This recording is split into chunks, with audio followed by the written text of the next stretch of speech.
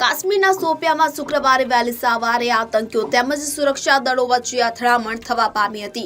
સીઆરપીએફના જવાનો દ્વારા હાલ સમગ્ર વિસ્તારમાં સર્ચ ઓપરેશન હાથ ધર્યું છે। આ અંગે મળતી માહિતી મુજબ કાશ્મીર ખીણના શોપિયાન જિલ્લાના ચોટી ગામ વિસ્તારમાં શુક્રવારે વહેલી સવારે સુરક્ષા દળો અને આતંકીઓ વચ્ચે અથડામણ થઈ હતી। અથડામણ બાદ સીઆરપીએફ દ્વારા આસપાસના વિસ્તારમાં સર્ચ ઓપરેશન શરૂ કર્યું હતું।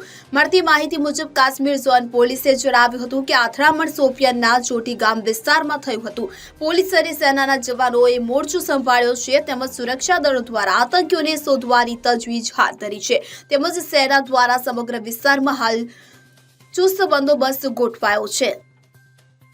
Bureau report CN24 news. હવે જુઓ દેશ દુનિયાની તમામ ખબરો તમારી આંગળીના ટેરવે।